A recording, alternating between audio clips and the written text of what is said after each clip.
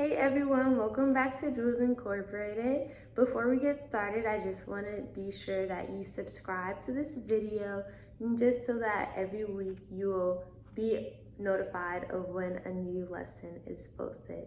Now, let's get into it. Welcome to Jules Incorporated in Virtual Psych. My name is Destiny Hill, and I am the Director of Sites at the Howard University branch for the 2020-2021 academic year. This week's lesson will be an introduction, and we will also discuss the power of a single story. I first wanted to go over some few housekeeping things. One, thank you all for signing up for Jules virtually this fall. If you have not done so already, please fill out the form in the description below so you can officially be placed at a site. If you have already done so and have a friend who is interested, please encourage them to join as well. If this is your first time hearing of Jules, we also have this Powtoon video where you can learn more about us and what you should expect of virtual site. Your site will meet once a week and discuss the topics in videos like this posted at the beginning of the week and more. You will need to watch these videos every week before site and then join weekly at your designated site. The videos will be posted every Sunday.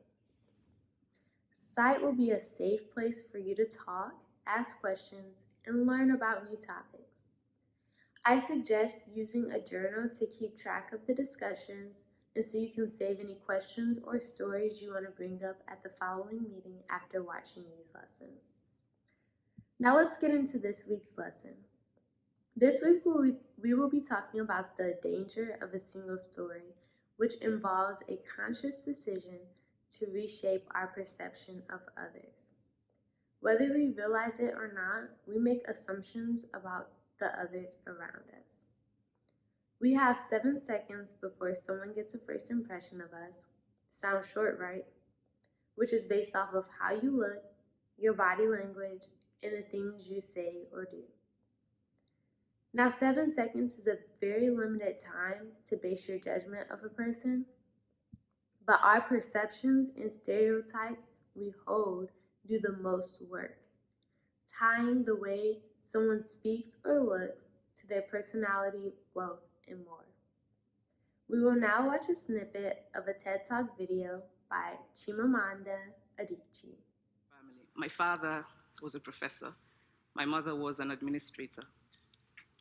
And so we had, as was the norm, live-in domestic help who would often come from nearby rural villages. So the year I turned 8, we got a new houseboy.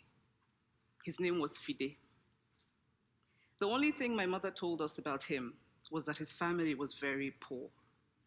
My mother sent yams and rice and our old clothes to his family. And when I didn't finish my dinner, my mother would say, "Finish your food. Don't you know people like Fide's family have nothing?" So I felt enormous pity for Fide's family. Then one Saturday, we went to his village to visit. And his mother showed us a beautifully patterned basket made of dyed raffia that his brother had made. I was startled. It had not occurred to me that anybody in his family could actually make something. All I had heard about them was how poor they were, so that it had become impossible for me to see them as anything else but poor. Their poverty was my single story of them.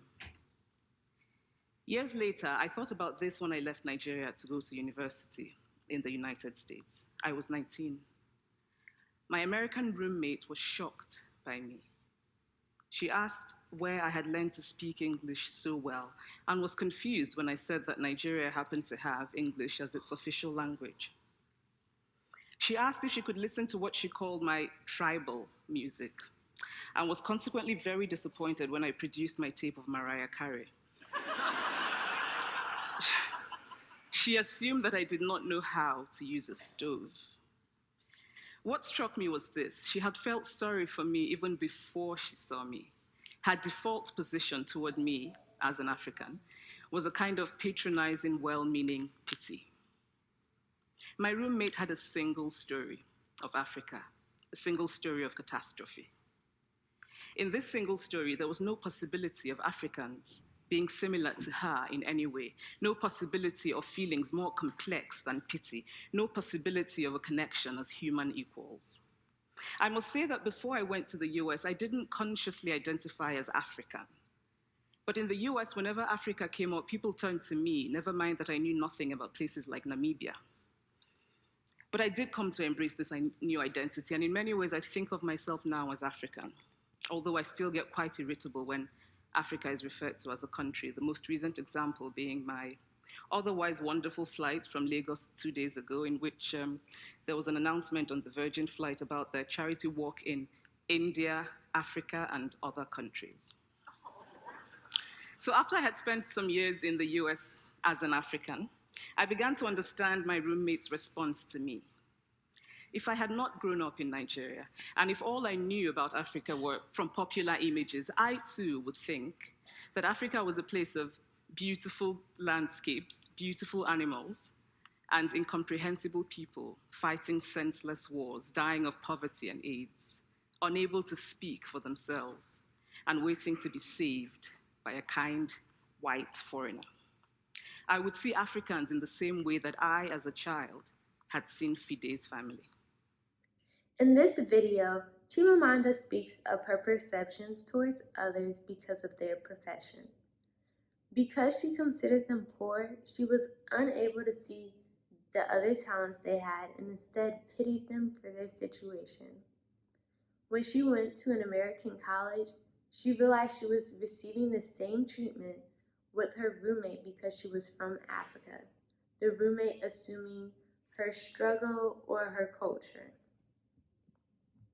I want you to sit and reflect on a time or situation when you feel you judged someone based on a single story or were judged by others.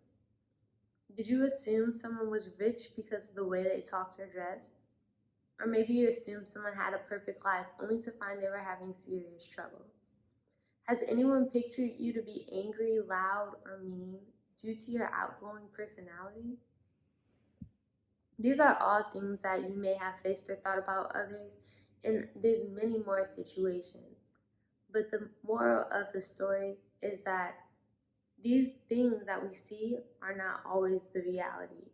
We experience people based on our own perceptions, and sometimes our perceptions are based off of a single story, and we don't allow people the opportunity to have a blank slate.